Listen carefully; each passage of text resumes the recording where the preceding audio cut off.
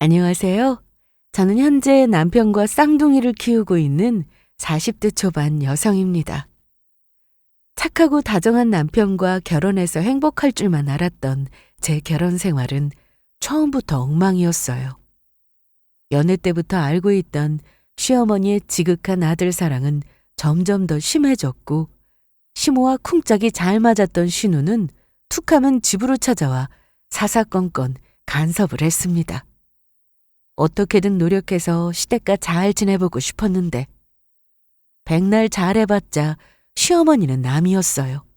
그러다 시댁과 등지고 살게 된 일이 있었는데 그건 바로 제 암 보험금 때문이었습니다.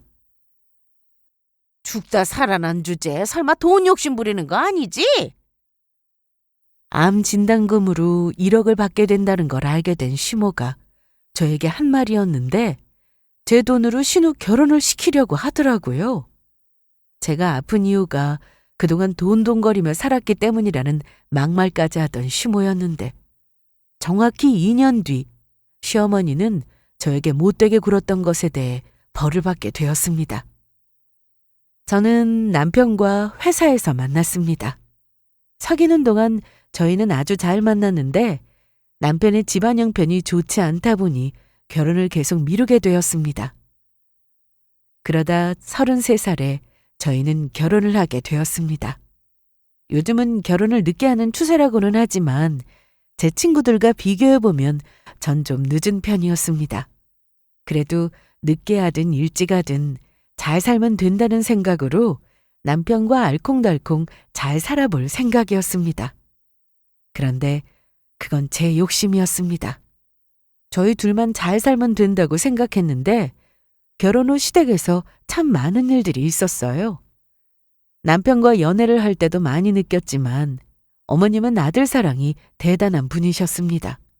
그래도 결혼해서 가정을 꾸리고 사는 모습을 보면 조금은 달라지시겠지 생각했는데 오히려 더 했어요.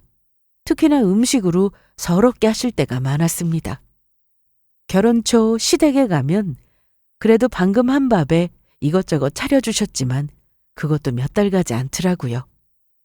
집에 쌀이 없는 것도 아닌데 어머님은 낮에 먹다 남은 찬밥이 있으면 그건 항상 제 앞에 밀어두셨습니다.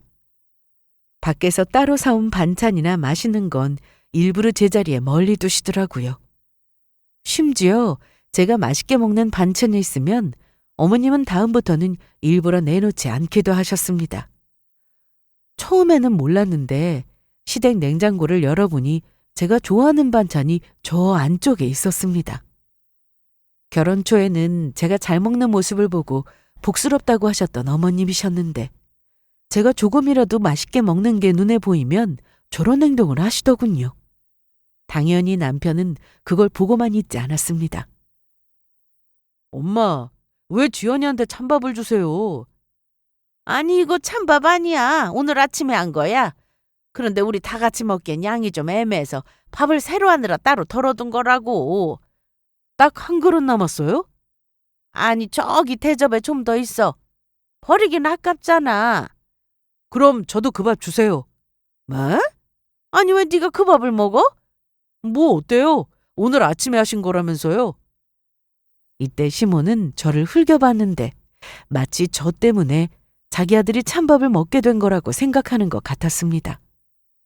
시모의 행동에 화나고 짜증도 났는데 그래도 남편이 중간에서 잘하니 참을 수 있었습니다.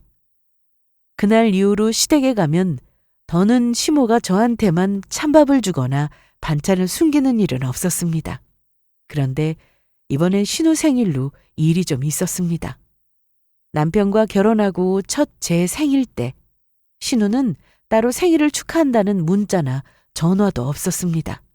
그게 서운하거나 기분 나쁘진 않았어요. 오히려 결혼한 지 얼마 되지 않아 생일을 서로 챙기는 게 더 부담스러운 일이라고 생각했기에 좋게 생각하고 넘어갔습니다. 그런데 몇 달 뒤 신우의 생일이 되었는데 그날 아침 시모에게 전화가 왔습니다. 네, 어머님. 오늘 무슨 날인지 알지? 오늘요? 네. 기억하고 있었구나. 오늘 우리 성미 생일이니까 퇴근하고 오너라. 근데 어머님, 어쩌죠? 오늘 회사에 일이 좀 많아서요. 지난주 금요일부터 계속 야근이라 오늘도 늦거든요. 그래서 죄송하다고 못 간다고 말씀드렸고 신우한테도 따로 연락을 했습니다. 생일이 평일이고 가족끼리 밥을 먹을 생각이었다면 미리 말해주거나 혹은 그 전 주말에 미리 만나도 됐을 텐데 그동안 아무 말 없다가 이러니 저도 좀 당황스러웠어요. 시모는 안 좋은 목소리로 전화를 끊었고 신우는 제 전화를 받지 않았습니다. 그래서 신우에게 문자를 남겼는데 보고도 답장은 오지 않았어요. 제 생일 때는 시모나 신우가 따로 챙겨준 건 하나도 없었고 남편과 둘이 오붓하게 보냈는데 시모가 막무가내로 오라고 하니 기분이 나빴습니다. 혹시나 남편과도 이미 얘기가 된 건가 싶어 점심시간 때 만나서 물어봤는데 아니, 아무 연락도 못 받았는데? 그럼 뭐지? 어머님이 퇴근하고 오라고 하셨는데? 자기 오늘도 야근하잖아. 못 간다고 말씀드렸어? 그랬지. 그런데 어머님이 그래 알았다 하시고는 그냥 끊어버리셨어. 우리 결혼하기 전에도 원래 생일 같은 거 잘 안 챙기고 살았는데. 남편의 말을 들으니 더 화가 났습니다. 시모가 또 일부러 저러는구나 싶은 생각이 들었거든요. 그런데 한창 일하고 있는데 시모에게 또 전화가 왔습니다. 네, 어머님. 너 정말 못 와? 네, 그럼 상미한테 문자라도 보내. 미안하다고.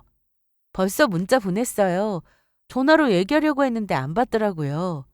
알았다. 그럼 끊어마. 그렇게 전화를 끊고 나서 생각해보니 순간 짜증이 훅 올라왔습니다. 제 생일 땐 축하한다는 문자 한 통 없었으면서 저는 왜 이렇게 챙겨야 하나 싶었으니까요. 신우는 직장을 다니고 있었는데 아직 시집도 안 갔고 만나는 사람도 없었습니다. 시댁과 저희 집은 차로 1시간 반 정도 걸리는 거리였는데 신우는 툭하면 집에 찾아왔어요. 그냥 놀러 온 거면 그게 무슨 문제가 되겠어요. 주말에 저희 집에 와서 자고 갈 때가 있었는데 한두 번도 아니고 자주 이러니 그게 좀 짜증이 나던 중이었습니다. 남편도 저처럼 신우가 자주 오는 게 불만이었는데 그래도 남편에게는 누나니까 대놓고 오지 말라고는 못하는 상황이었습니다. 정말 너무하다 싶을 정도로 자주 와서는 주말에 늦게까지 자다 일어나 밥 차려 놓으면 일어나 먹고 오후 늦게까지 뒹굴거리다 집에 가곤 했습니다. 누나, 이제 가야 하지 않아? 아직 오후 4시밖에 안 됐는데 뭐. 더 있다가 가도 돼. 아니 주말인데 무슨 재밌는 영화는 하나도 안 하고 TV가 볼 게 하나도 없네? 아이 누나, 자려면 방에 들어가서 자. 소파에 이러고 누우면 아무도 못 앉잖아. 아 귀찮아. 보는 것만으로도 속이 터졌습니다. 그런데 그 다음에 제가 임신을 하게 되면서 신우나 시모나 집에 찾아오는 일이 현저히 줄었습니다. 저는 임신 후 입덧도 심하지 않았고 컨디션도 좋아서 출산하기 한 달 전까지 출근을 했습니다. 남편은 여전히 다정했고 배가 남산만 한데도 제가 매일 지하철로 출퇴근하는 게 안쓰럽다면서 정말 잘 챙겨줬습니다. 자기야, 고생 많지? 무슨 고생, 괜찮아. 선생님이 자꾸 움직이라고 하셨잖아. 그래야 애 낳을 때 고생 안 한다고. 그래도 안 힘들어? 저는 쌍둥이를 임신했는데 그래서 배가 좀 많이 나온 편이었습니다. 사실 막달이 되니 집안에서 걸어 다니는 것도 힘이 들고 숨이 찼는데 버틸만 했습니다. 그리고 저는 얼마 뒤 출산을 했습니다. 쌍둥이 딸을 낳았어요. 원래는 집을 마련하고 나서 애를 가질 생각이었습니다. 그런데 이건 정말 원하는 대로 되는 게 아니더라고요. 결혼할 때 전세로 집을 얻어 그 집에서 쭉 살고 있어서 집이라도 있고 나서 애가 생기는 게 맞다 싶었지만 그동안 아끼며 살아서인지 애 둘 키우는데 빠듯하진 않았습니다. 그런데 아기는 너무 예뻤지만 그만큼 힘도 들었어요. 한 번에 애 둘을 키우려니 잠도 부족하고 새벽에 일어나 분유 먹이는 게 그렇게 힘들더라고요. 남편은 출근을 해야 하니 작은 방에서 따로 잠을 잤는데 그래도 너무 고마운 게 새벽에 분유도 타주고 젖병도 깨끗하게 닦고 소독까지 해주었습니다. 매일 비몽사몽으로 애를 보다 보니 낮에 좋을 때가 참 많았는데 친정엄마가 오셔서 애들도 봐주고 집안일도 해주시니 한결 수월했습니다. 저는 출산 후 회사에서 휴가를 얻어 집에 있던 중이었는데 그동안 발길이 뜸했던 신우가 또 집으로 찾아왔습니다. 핸드백 하나 덜렁 들고 왔길래 아가들 보러 왔나 보다 생각하고 있었는데 또 자고 간다고 하더라고요. 아, 누나, 그만 가. 뭘 자고 가? 야, 그래도 오랜만에 왔는데 내쫓냐? 내쫓는 게 아니라 새벽에 애들 분유도 먹여야 하고 밤에 수시로 깨서 우니까 누나 잠도 제대로 못 잘 거야. 그런 거라면 괜찮아. 내가 또 한 번 잠들면 누가 업어가도 모르잖냐. 그런데 뭐 먹을 거 없어? 출출하다.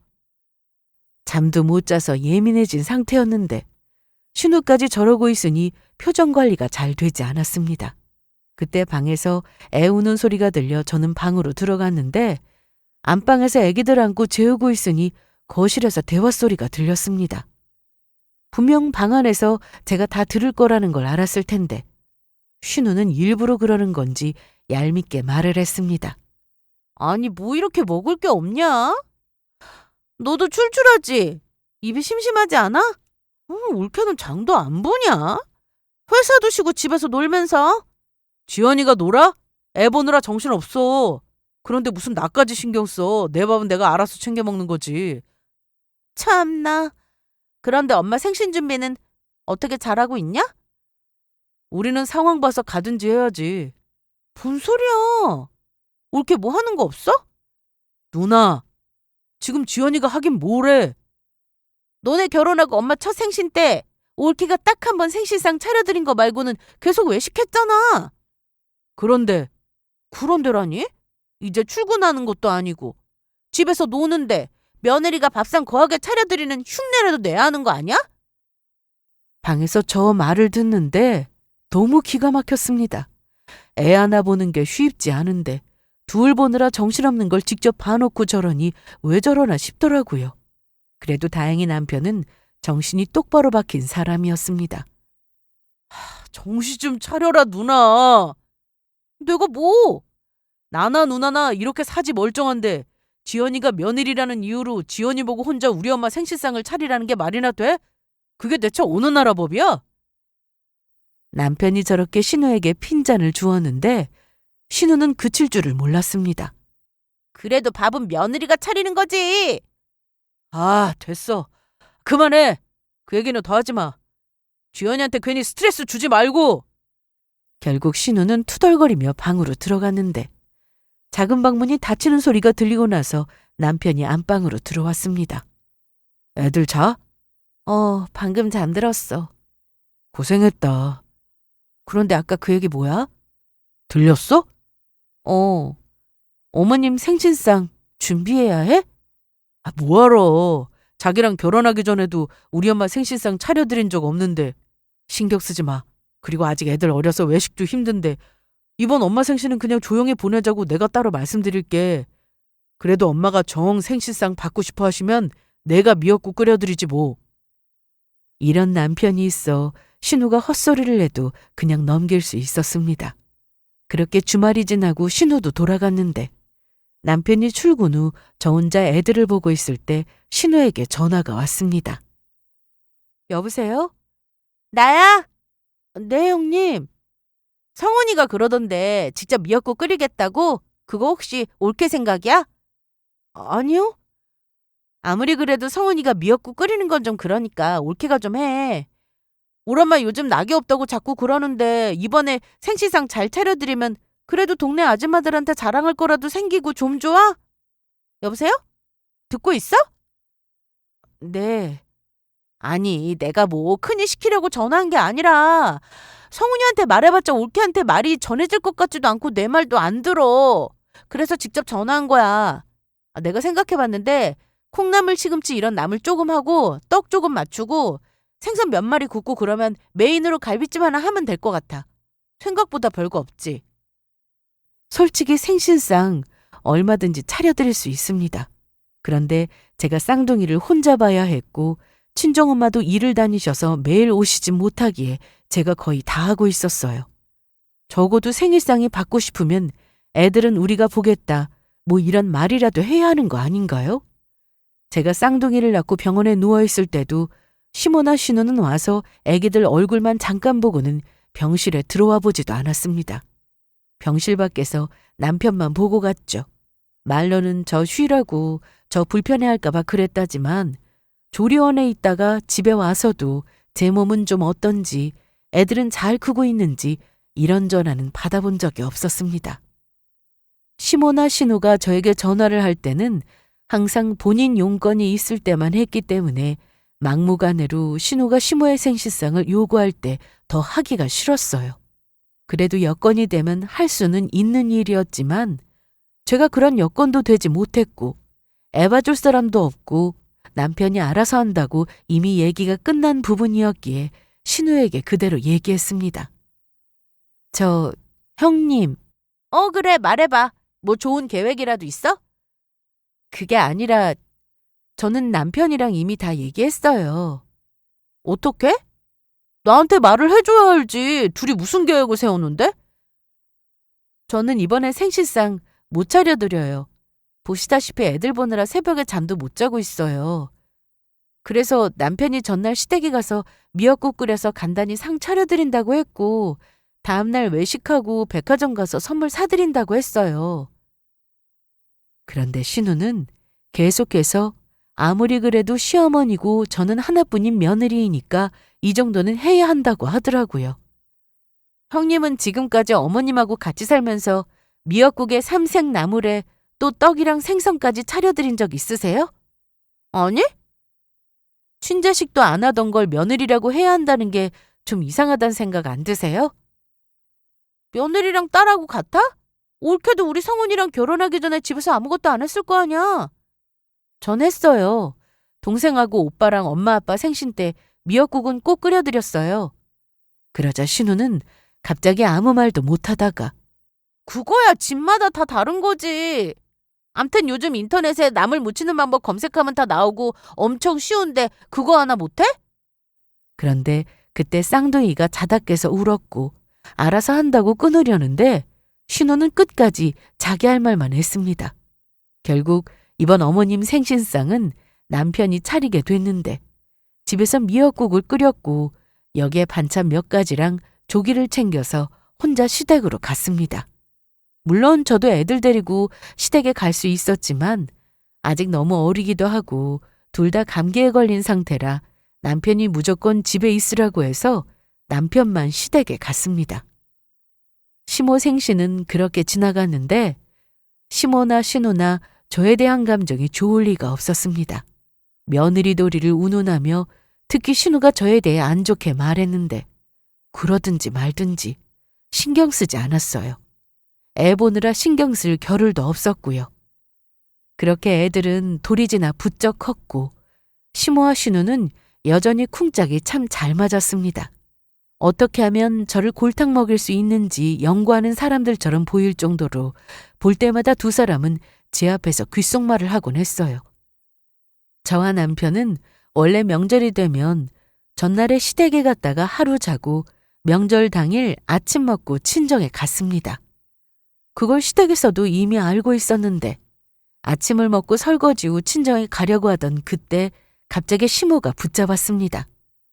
엄마 왜요? 지금 출발해도 차 막히는데? 그럼 더 늦게 가든가 아니면 하루 더 자고 가. 장모님 장인어른이 저희 오길 기다리고 계시는데 얼른 가야죠. 남편의 말에 시모는 표정이 안 좋았는데 원래는 현관에서 인사하고 끝이었지만 이날은 지하 주차장까지 따라오셨습니다. 그만 올라가 보세요. 그래, 갈 거야. 저는 애기들 카시트에 앉히고 짐가방을 차에 넣고 있었는데 시모는 가만히 쳐다보고 서 있었습니다. 그러다 운전석 쪽으로 가더니 남편에게 이러더라고요. 꼭 지금 가야 되니? 지금 가면 차 막힌다며. 어차피 길 막히는데 차고 내일 가. 저녁까지 먹고. 내일 연휴라 언제 가도 차는 막혀요. 차라리 빨리 가서 쉬는 게 낫죠. 저희 갈게요. 그래, 알았다. 그런데 명절이 지나고 시댁에 갈 일이 있어 갔는데 시모와 신우가 서로 짠 건지 제 앞에서 이런 대화를 하더라고요. 성미야. 왜 엄마? 여자는 결혼하면 출가 외인이야. 결혼하면 시댁이 우선이고 친정은 멀리 두는 거라고. 그러니까 성미 너는 시집가면 시부모 잘 모셔. 알았지? 자식이 그거 보고 부모한테 효도도 하고 그러는 거야. 알았어. 엄마 말이 다 맞아. 뜬금없이 두 사람이 저런 말을 하니 저나 남편이나 좀 황당했는데 딱 봐도 명절 때 시모 말 듣지 않고 친정에 빨리 간 것 때문에 저러는구나 싶었습니다. 저한테 직접 한 말도 아니라 그냥 대꾸 없이 가만히 있었는데 신우가 저를 빤히 쳐다보더라고요. 그래서 한마디 했습니다. 정말 그렇게 생각하세요? 당연하지. 그럼 형님 결혼하시면 저희랑 얼굴 못 보고 살겠네요. 그러자 신우는 아차 싶었는지 자기가 한 말에 대해 반박을 하는데 앞뒤도 맞지 않고 횡설수설하길래 전 좀 생각이 다른데 출가 외에는 옛날이나 쓰던 말이지 요즘 결혼했다고 누가 친정의 발길을 끊어요. 그런데 형님은 그렇게 생각하신다니 결혼 전에 효도 많이 하셔야겠어요. 출가 외인 되기 전에요. 이러고 말았습니다. 그런데 남편도 가만히 있지는 않았습니다. 그래, 말 나온 김에 누나 방 좀 치워라. 맨날 엄마한테 시키지 말고. 어머님은 자기 아들이 저렇게 말하니 아무 말씀도 못 하셨는데 시모나 신우나 저를 노려보는 게 느껴졌지만 무시했습니다. 저는 시댁에서 저런 대우를 받았지만 좋은 남편을 둔 덕에 무시하고 살았습니다. 그러던 어느 날 저에게 힘든 시기가 찾아왔습니다. 이상하게 가슴에서 멍울이 만져지더라고요. 처음에는 괜찮겠지 생각했어요. 원래 유방암이라는 게 별 증상이 없는 경우가 많다고 들어서 그냥 물혹이 아닐까 생각하며 동네 병원으로 가서 검사를 받았습니다. 그런데 초음파를 보는데 선생님 얼굴이 갑자기 굳었고 바로 조직 검사를 하게 되었죠. 그 결과 유방암이라고 나와 큰 병원에 가서 확인해 보니 정말 유방암이 맞았습니다. 결과를 듣고 집에 오던 날 얼마나 울었는지 모릅니다. 친정엄마는 일을 그만두시고 애들 때문에 집에 와 계신 상태라 집 앞에서 눈물을 닦고 들어갔습니다. 항상 소녀 같으신 엄마였기에 눈물도 참 많으셨는데 그래도 딸이 암이라고 하니 애써 덤덤한 척 하셨어요. 지연아, 병원에서 뭐라고 해? 아무것도 아니래? 아니, 너 얼굴이 왜 그래? 울었어? 엄마, 나 암이래. 유방암이래. 어떡해. 울지 말어. 어떻게 안 울어? 내가 암이라는데. 엄마 친구 경희하지 말지? 전에 유방암 사기라고 했는데 치료 다 받고 지금 아무렇지 않게 살고 있잖아. 울지 말고 빨리 치료부터 받자. 어?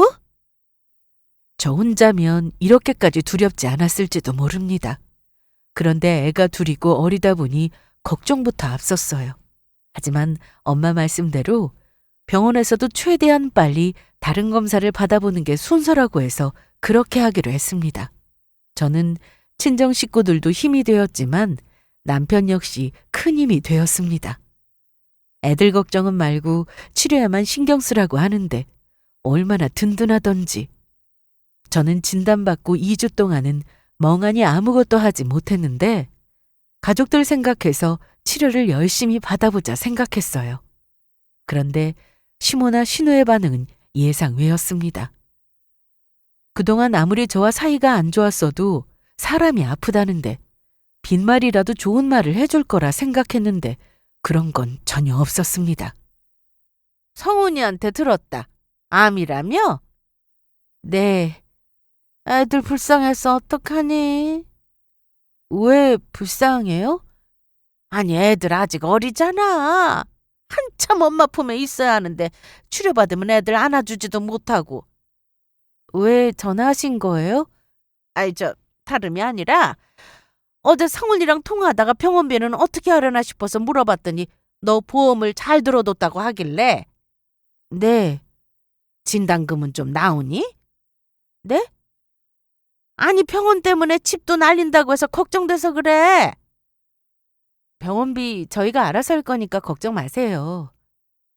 병원비 보태달라는 말 한 적도 없는데 어머님은 저렇게 섭섭한 말씀을 하셨습니다. 암인 것도 억울한데 시댁에서 저러니 짜증이 나더라고요. 그래도 원래 그런 시댁이었으니 금방 털어버리고 치료에 전념하기로 했습니다. 유방암 진단 후 바로 수술하는 게 아니라 검사가 정말 많았어요. 저는 병원에서 추가 검사를 더 받고 다행히 전이는 없다고 했습니다. MRI에서 보이는 크기로는 2.5 정도인데 초음파로는 3.5 정도로 크기만 봐서는 2기라고 하셨어요. 정확한 건 수술 후 떼어내고 나서 확인해야 안다고 하더라고요. 부분 절제를 할 거고 수술 시 보형물을 넣는 방법도 있다고 이것저것 설명을 하는데 사실 귀에 들어오지 않았습니다. 하루빨리 제 몸에서 암세포를 떼어버렸으면 좋겠다는 생각만 들었어요.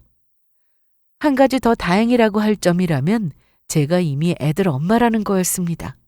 미혼인 경우 아니면 결혼해서 아직 아이가 없다면 항암 치료 전에 난자 동결을 권한다고 하더라고요. 이때부터는 정말 모든 걸 긍정적으로 보려고 노력했습니다. 이미 예쁜 딸을 둘이나 얻었고 아직 젊은 나이이고 이기면 충분히 수술이랑 치료가 가능하니 걱정 말라고 해서 좋게 생각했습니다. 저는 수술을 하면 병원에 오래 입원해야 할 줄 알았는데 유방암 수술은 하루면 된다고 했고 다음날 일상생활도 가능하다고 했어요. 다만 항암 치료가 시작되면 그때부터 고통의 시작이라는 말에 걱정이 앞선 상태였습니다. 치료 때문에 회사는 잠시 쉬게 되었고 얼마 뒤 수술 날짜가 잡혔습니다.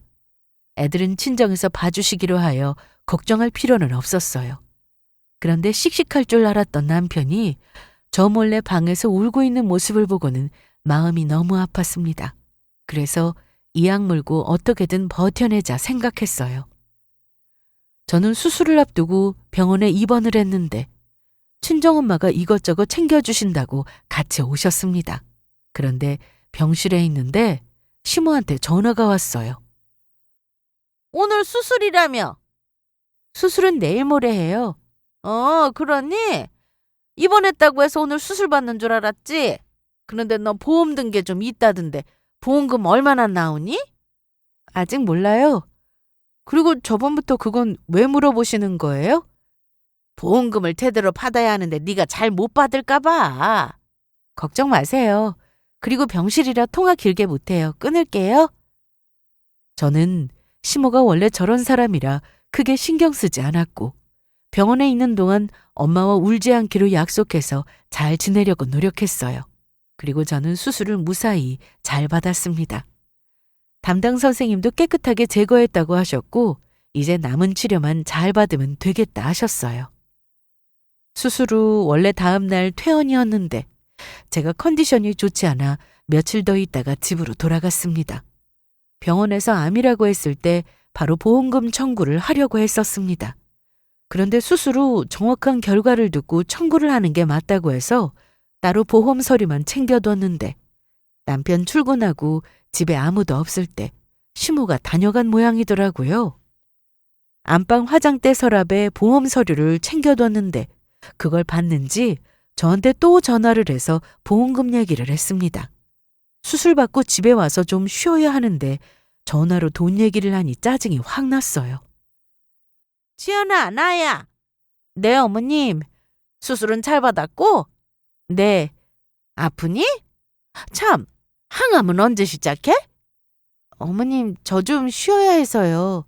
그래, 알았어. 저기 다른 건 아니고 네 보험금 말이야. 또 그 얘기예요? 또라니. 아주 중요한 얘긴데 너 진단지 1억은 받겠던데 왜 얘기 안 했어? 몇 천도 아니고 1억씩이나 받으면서. 그걸 어떻게 하셨어요?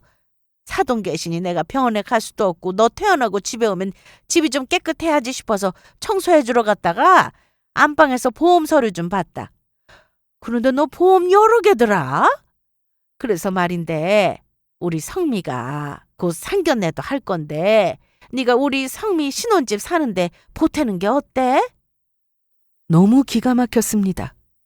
어디서 꽁돈이 들어오는 것도 아니고 제가 아파서 받게 되는 돈을 자기 딸 결혼하는데 보태라니 이게 말입니까? 저와 남편은 결혼할 당시 둘이 가진 돈으로만 결혼을 했습니다. 양가 도움을 안 받았어요. 특히 시댁은 형편이 좋지 못해서 결혼 전부터 남편이 어머님께 생활비를 조금씩 드리고 있다고 했고 결혼 후에도 드려야 한다고 해서 이 부분을 알고 결혼했습니다. 둘이 맞벌이를 해서 시댁에 용돈 드리는 건 충분히 가능했는데 저는 빨리 집을 마련하려고 알뜰하게 살았어요. 그러다 천사 같은 딸이 둘이나 찾아왔고 애 키우는데 돈이 한두 푼 들어가는 것도 아니었지만 그동안 아껴 썼고 친정에서 제가 출산하고 금전적으로 도움을 주셔서 여유 있게 애 키우며 살던 중이었습니다. 그런데 시모는 용돈이 부족하다며 매번 언제 올려줄 거냐고 하셨고 너무 당연한 듯 바라기만 하시니 이 부분도 저는 사실 불만이었어요. 신우도 돈을 벌면서 별로 보태진 않는 것 같아 답답했는데 그래도 남편이 중간에서 잘 얘기하니까 생활비 얘기는 제 귀에까지 잘 들어오진 않았습니다. 하지만 보험금 때문에 한바탕 난리가 났습니다. 시모가 보험금을 달라는 얘기를 남편이 전해 듣고는 시댁에 가서 한 소리하고 온 모양이었어요. 신우한테 전화가 왔는데 지금 성은이 와서 엄마한테 돈 못 준다고 화내고 있는데 올케가 시켰어? 뭐라고요? 아님 말고. 그런데 돈 가지고 치사하게 1억이야? 1억이 적은 돈도 아니고 필요한 가족한테 나눠주는 게 맞는 거잖아. 아니야? 귀가 막혀 말도 안 나왔습니다. 그래서 그냥 끊어버렸는데 남편이 시댁에 갔다 집으로 와서는 엄마랑 누나가 더는 돈 얘기 안 할 거야. 내가 말했어. 미안해. 이런 일에 신경 쓰게 해서. 하지만 다음날 시모가 집으로 찾아왔고 마침 엄마도 친정에 잠깐 다녀온다고 하셔서 가시고 저 혼자 있었는데 몸조리는 잘하고 있냐? 네, 내가 음식 좀 싸왔어. 곧 항암이라 잘 먹어야 한다며? 괜찮은데요. 괜찮긴. 내 성의를 봐서라도 좀 먹어봐. 아니요, 저 좀 전에 밥 먹어서 생각 없어요. 그래, 알았다. 내가 얼른 가야 너도 쉴 테니 할 말만 하고 갈게. 느낌이 또 보험금 얘기를 할 것 같았는데 맞았습니다. 그 돈 말이야. 1억 다 주기 싫으면 일부라도 주면 어때? 어머님, 너 아픈 거 맞냐? 무슨 환자가 이렇게 소리를 질러? 아니, 너 결혼하고 돈 아끼고 사는 거 내가 모르냐? 그래서 돈 많이 모았을 텐데 왜 이렇게 야박해? 결혼 후 시모나 신우는 툭하면 집으로 찾아와 못 보던 물건이 있으면 무슨 돈으로 샀는지 꼬치꼬치 물었고 집 사려고 돈 아끼며 사는 거 다 알면서 제가 너무 돈을 안 쓴다고 뭐라고 했습니다. 그래도 명절이나 생신 때는 아끼지 않고 돈을 들였고 돈을 써야 할 때는 쓰면서 살았습니다. 다만 굳이 안 써도 되는 곳에는 안 쓰고 배달 음식 안 먹고 외식도 적게 하면서 지출을 줄였던 건데 시모의 눈에는 제가 알뜰함을 넘어서 돈에 환장한 며느리처럼 보였나 봅니다. 다른 며느리들은 맞벌이 하면서 돈도 팍팍 주고 그러던데 내가 뭐 그런 거 바랬어? 나 쓸 돈도 아니고 내 딸이 너한테 형님인데 형님 결혼하는데 좀 보태라는 게 그렇게 어려워? 그런데 그때 남편이 퇴근해서 집에 왔고 시모가 이러는 걸 보고는 엄마, 왜 또 그래요? 제가 말씀드렸잖아요. 그 돈이 어떤 돈인데 달라고 하세요? 편들 걸 들어. 네 누나보다 마누라가 더 소중해? 네, 저 지연이가 더 소중해요. 그러니까 가세요. 어머. 지연이 네가 말해봐라. 너 죽다 살아난 주제에 아직도 돈 욕심 부리는 거냐? 네? 너 그렇게 또 돈 욕심 부리면 또 아플걸? 사람이 좀 베풀고 살아야지. 욕심 부리다 그렇게 된 거 아니냐? 꽁돈이 1억이나 되면은 시댁에 좀 주고 형님 결혼하는데 보태세요 하면서 턱하니 줄 수도 있는 거지. 내가 너한테 좀 달라고 이렇게까지 해야 해? 이날 남편은 저보다 더 화를 냈고 시모를 끌고 나갔습니다. 그리고 한참이 지나서야 들어왔는데 어머님은? 가셨어. 택시 잡아서 가시라고 했어. 미안하다. 자기가 왜? 신경 쓰지 마. 그리고 다시는 돈 얘기 안 하실 거니까 걱정 말고. 남편이 시모나 신우 성격을 잘 알고 있어서 언제나 제 방패막이가 되어주었는데 중간에서 너무 힘들어 보이더라고요. 그래도 자기 집안일이니까 어떻게든 저는 신경 쓰게 하지 않으려고 하길래 저는 곧 있을 항암 치료만 신경 쓰기로 했습니다. 저는 수술 후 첫 외래 진료일에 병원에 갔고 그날 수술 결과도 듣게 되었습니다. 암 부위보다 좀 더 크게 수술해서 깨끗하게 제거된 상태라고 했고 수술 전 2기라고 했으니 떼어내고 보니 3기에 가깝다고 하더라고요. 그래서 초기로 보기는 어려우니 항암 치료는 꼭 해야 한다고 했습니다. 처음부터 항암을 할 거라는 건 알고 있었는데 3기라고 하니 기분이 더 이상했습니다. 항암은 전날 입원해서 약이 들어가고 다음날 퇴원한다고 했고 총 8번이라고 했습니다. 4번 하고 남은 4번은 약을 바꾼다고 했는데 3주 간격이라고 하니 대충 치료 기간이 나오더라고요. 젊은 사람들은 2주 간격으로 하는 경우도 있다며 힘들 수 있지만 젊으면 잘 견딘다고 하길래 저도 2주 간격으로 하고 싶다고 하고는 언제부터 시작할지 날짜를 정하고 돌아왔습니다. 정말 수술은 아무것도 아니구나 싶더라고요. 항암이 진짜였습니다. 저는 그 힘든 항암을 이 악물고 견뎠습니다. 친정엄마가 제일 고생이 많으셨어요. 저 챙기랴, 애들 챙기랴. 얼마나 고생을 하셨는지 살도 많이 빠지셨죠. 그래서 주말에는 엄마를 친정에 가시게 했고 남편이 혼자 저랑 애들을 다 챙기며 지냈습니다. 항암을 시작하고 많은 변화가 있었는데 머리카락이 빠진 것과 까매진 손톱이었어요. 항암제가 정말 독하긴 하구나 라는 걸 다시 느꼈습니다. 저는 처음 항암을 할 때보다 점점 익숙해져 갔고 그래도 잘 먹어서 살도 생각보다 많이 빠지진 않았습니다. 그렇다고 힘들지 않았다는 말이 아니라 너무 고통스러운 순간도 많았지만 애들 생각해서 남편과 친정부모님 생각해서 마음을 독하게 먹어 견딜 수 있었던 것 같아요. 저도 다른 분들처럼 부작용 때문에 많이 힘들었습니다. 항암제를 맞고 집에 온 뒤 새벽까지 화장실 변기를 붙잡고 토를 하거나 컨디션이 안 좋아져서 의욕도 떨어지고 밥도 잘 못 먹고 두통에 시달리기도 했죠. 그래도 잘 이겨냈어요. 코미디 프로도 즐겨보며 억지로라도 웃었고 컨디션이 좋은 날은 친구들을 만나기도 했습니다. 한 번은 가발을 쓰고 예쁘게 차려입고는 결혼식장에도 갔는데 아프기 전에는 그저 당연했던 일상이었는데 싶은 생각에 괜히 눈물이 나기도 했네요. 암튼 시간은 잘만 갔고 드디어 마지막 항암을 받았습니다. 원래 계획대로라면 좀 더 빨리 끝났어야 하는데 제 몸 상태가 매번 달랐기 때문에 계획대로 되진 않았습니다. 그래도 너무 기분 좋았어요. 그런데 항암이 끝이 아니라 방사선이 기다리고 있었습니다. 그 힘든 항암도 했는데 방사선은 아무것도 아니겠지 했는데 약간 어지러운 것 외에는 할만했습니다. 방사선 치료는 항암보다 빨리 끝났는데 이렇게 모든 치료가 끝났지만 저는 약도 오래 먹어야 하고 병원도 자주 가서 검사도 받아야 했습니다. 그래도 다시 찾은 일상에 감사하며 지냈어요. 그동안 애들하고 같이 시간을 보내지 못한 게 미안해서 놀이공원도 가고 바다도 보러 가고 무리하지 않는 선에서 여기저기 다녔습니다. 그런데 얼마 뒤 시모가 암에 걸렸다는 얘기를 듣게 되었습니다. 정말? 대장암이래. 몇 기? 2기로 보인다던데.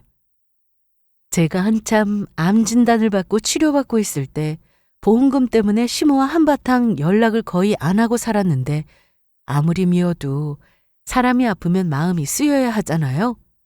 하지만 그런 마음이 들지 않았어요.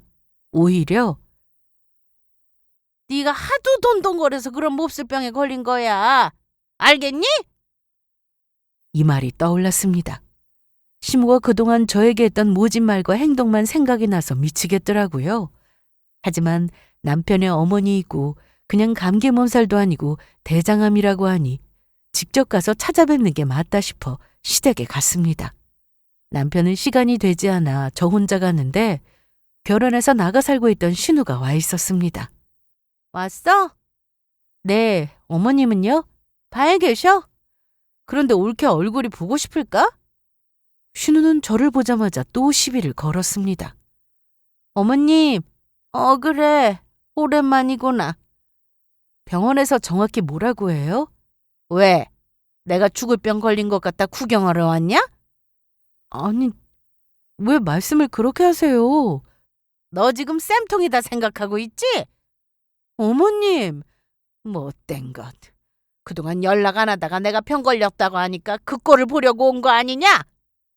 이날 시모는 저에게 쌍욕까지 하셨습니다. 괜히 왔다 싶더라고요. 거기다 신우도 옆에서 얼굴 좋다. 보험금 받아서도 실컷 돈 쓰고 사나 봐? 피부과도 다니니? 그러겠지. 저거 아주 그 많은 돈 혼자 펑펑 쓰느라 얼마나 신나겠냐? 결국 저도 더는 참지 못하고 어머님, 돈 좀 보태주세요. 뭐? 저희 집 사는데 돈이 좀 부족해서요. 어머님도 보험금 나올 텐데 그 돈 보태주세요. 그랬더니 시모는 크게 화를 내셨습니다. 아니, 너 지금 뭐라고 했냐? 암 걸린 사람한테 와서 보험금 달라고? 옳게. 대체 친정에서 뭘 보고 배운 거야? 가정교육 아주 개판이네.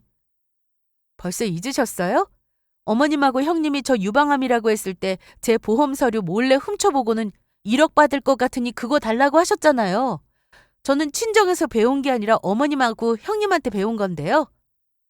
사실 어머님과 형님이 너무 미웠지만 그래도 어머님이 아프시다고 하는데 나 몰라라 할 수는 없어 찾아갔던 겁니다. 그런데 저한테 여전히 막말해 이번엔 쌍욕까지 듣고 나니 저도 화가 나 참을 수 없었습니다. 아무리 그래도 너 어떻게 나한테 이래? 난 네 시어머니야. 어머님은 그때 아픈 저한테 왜 그러셨어요? 전 어머니 며느리인데. 그러자 시모는 아무 말도 못했습니다. 솔직히 할 말 없죠. 그동안 한 게 있는데. 결국 그날 어머님은 저에게 끝까지 모진 말을 하셨고 저는 기분이 상한 채로 돌아와야 했습니다. 그동안 시모나 신우가 저한테 어떻게 했는지 남편이 더 잘 알고 있어서 남편 역시 시댁과 연락을 거의 안 하고 지냈는데 신우를 통해 어머님의 상황을 전해 듣고 있던 중이었습니다. 엄마 수술 잘 끝났고 곧 항암 시작한대. 항암은 얼마나 받으셔야 한대? 몰라. 엄마 컨디션 보면서 조절한다고 했나 봐. 그래도 남편에게는 자기 엄마인데 저 때문에 일부러 거리를 두는 것 같아 그럴 필요 없다고 했지만 남편도 나름대로 어머님한테 상처를 많이 받은 것 같았습니다. 어머님은 보험이 딱 하나 있었는데 보장이 잘 되어 있지 않아 진단금도 얼마 되지 않았고 신우가 옆에서 시모를 챙기며 치료비도 보태고 있다고 들었습니다. 그러던 어느 날 시모한테 전화가 왔습니다. 사실 안 받고 싶었는데 계속 오길래 받았어요. 여보세요? 나야. 네. 지연아, 너 그동안 얼마나 힘들었니? 응? 네? 갑자기 전화를 해서는 울먹이며 저런 말씀을 하시니 왜 저러시나 했는데요. 알고 보니 고통스러운 항암 치료를 받게 되자 제가 전에 유방암으로 얼마나 힘들었을까 싶어 전화를 했다고 하시더라고요.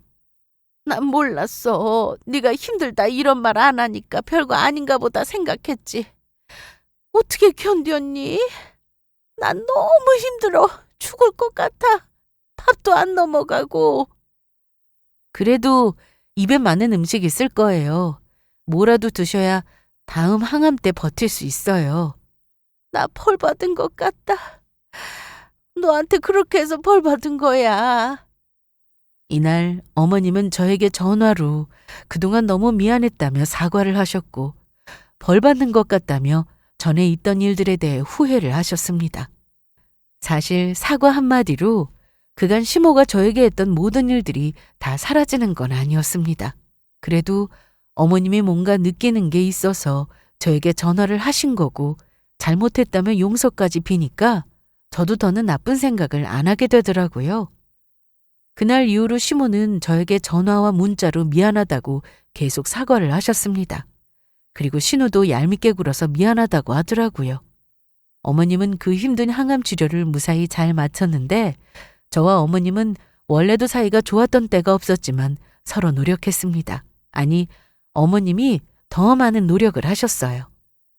몸에 좋은 식재료가 있으면 보내주시기도 하고 유방암이 재발이 잘 되니까 식단 관리가 중요하다면서 병원에 갔을 때 간호사한테 물어봤다며 메모해온 것을 사진으로 찍어 보내기도 했습니다. 자기야, 오늘 일찍 퇴근했네? 애들은 어디 있어? 엄마가 데리고 가셨어. 주말 내내 데리고 있겠다고. 역시 장모님 최고다. 참, 이거. 이게 다 뭐야? 아까 회사 앞으로 엄마가 오셨거든. 이거 주고 가셨어. 남편이 들고 온 건 현미랑 각종 채소의 과일이었습니다. 어머님이 저에게 전화를 자주 하셨지만 집에는 통 안 오셨는데 제 얼굴을 볼 자신이 없다고 하시더라고요. 그래서 제가 하루 날 잡아 시댁으로 찾아갔습니다. 그동안 거리 두며 살다가 이제 연락도 자주 하는데 영영 안 볼 것도 아니고 해서 찾아갔어요. 아니, 미리 전화라도 하고 오지. 집에 계시는 거 아는데요, 뭐. 잘 지내셨죠? 그럼. 토마토 사왔는데 이거 자주 드세요. 그리고 카레도 자주 해서 드시고요. 그런데 어머님이 갑자기 눈물을 흘리셨습니다. 저 뭐라고 한 거 없는데 왜 우세요? 고마워서.